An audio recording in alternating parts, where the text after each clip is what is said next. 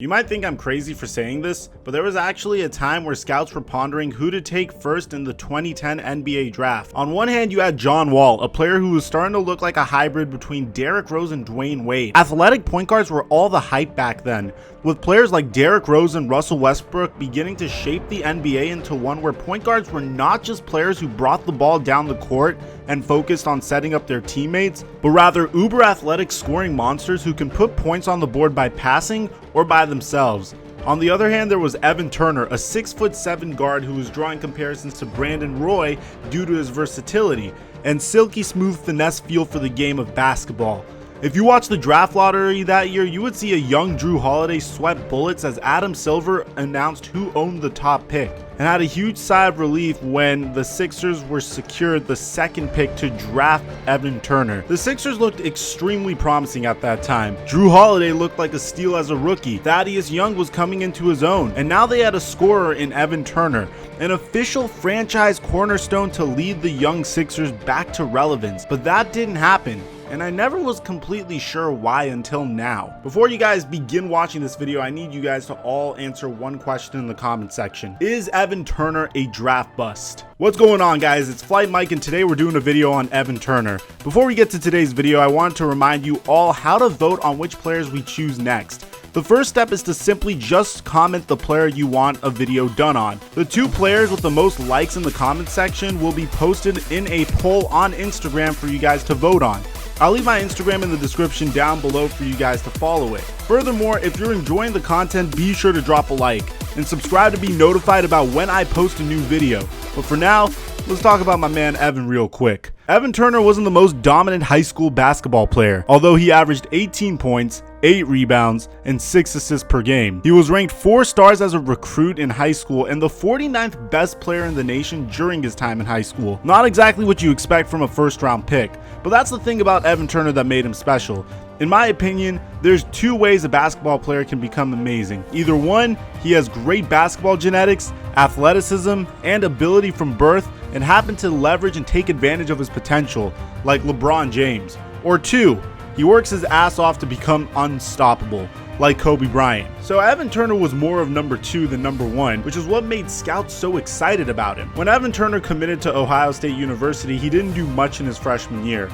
He only averaged 8.5 points, 4.4 rebounds, and 2.6 assists per game, shooting 47% in 27 minutes per game. The main reason for this being that Kosta Koufos and Jamar Butler were the focal point of Thad Matta's offense at Ohio State. After an underwhelming freshman year, Kosta Koufos and Jamar Butler moved on from the team. With Butler graduating and Koufos moving on to the NBA, the Buckeyes needed a new man to step up and lead their offense. That man would end up being, you guessed it, Evan Turner. Turner would wind up leading the team with 17 points, 7 rebounds, and 4 assists per game, and would lead the Buckeyes to the NCAA tournament. Turner's usage that year was 33.1%, which was the 8th highest in the nation.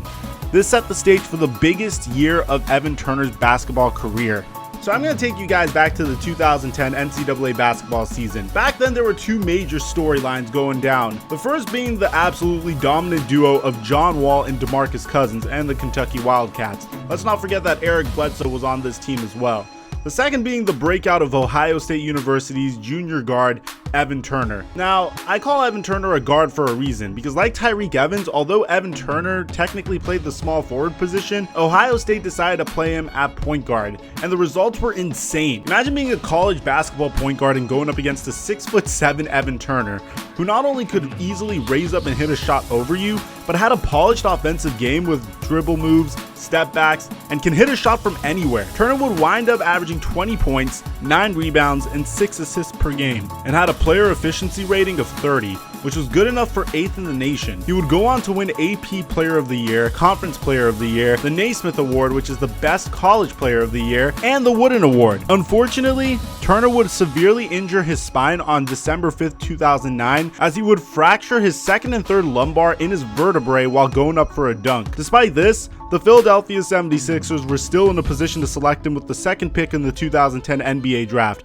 ahead of DeMarcus Cousins, Gordon Hayward, and Paul George. The selection of Turner put small forward Andre Iguodala on the trade block in Philadelphia, but despite this, Turner would begin his career coming off the bench for the Sixers, averaging 7 points, 4 rebounds, and 2 assists in 23 minutes. Not exactly what I would hope for from my rookie second-round pick, but we've seen situations like this before in the NBA. For example, Brandon Ingram of the Lakers averaged very similar numbers in his rookie year with 9 points, 4 rebounds, and 2 assists per game. Turner would play similar minutes in his sophomore year and average 9 points, 6 rebounds, and 3 assists per game. The Sixers didn't really get an accurate idea of Turner's potential until his third season following the trade of Andre Iguodala, which would bring in Andrew Bynum for the Philadelphia Sixers. At the conclusion of this trade, the Sixers really seem to have established a promising core for the future, with Drew Holiday, Evan Turner, and now a young all-star center with a championship pedigree with Andrew Bynum, which, by the way, I'm considering doing a video on, so if you guys would like to see a video on Andrew Bynum, just comment down below and let me know you're interested. I'll get to reading the comments as soon as the video is posted. But anyway, back to my man Evan. In his third season, Turner would see his minutes increase to 35 minutes per game, but he would only average 13 points, 4 assists, and 6 rebounds per game. His three-point percentage was a career best 37%, but Turner didn't seem like the leader that the Sixers thought he was going to be. By his fourth season, the Sixers were feeling uncomfortable with the concept of committing to Evan Turner because after 4 seasons, he was still relatively unproven. Turner would average 17 points, 6 rebounds, and 4 assists per game and would average 43% from the field. He would eventually get traded to the Pacers alongside Thaddeus Young for Danny Granger and a second-round pick. This will be the very first move that will facilitate the process for the Philadelphia 76ers, as that offseason they would trade Drew Holiday for Nerlens Noel, and the Andrew Bynum trade proved to be a gigantic bust. In Indiana, Turner had trouble fitting in and would wind up being benched in the second round of the playoffs for the Pacers. Turner would only average 3 points in 12 minutes in the playoffs.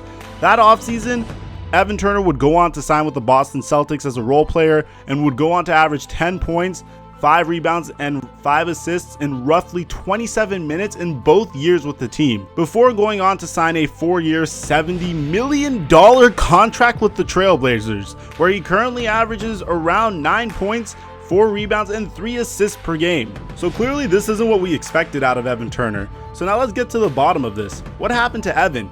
How come his skills didn't translate? Well, let's get to the bottom of that at the most macro level.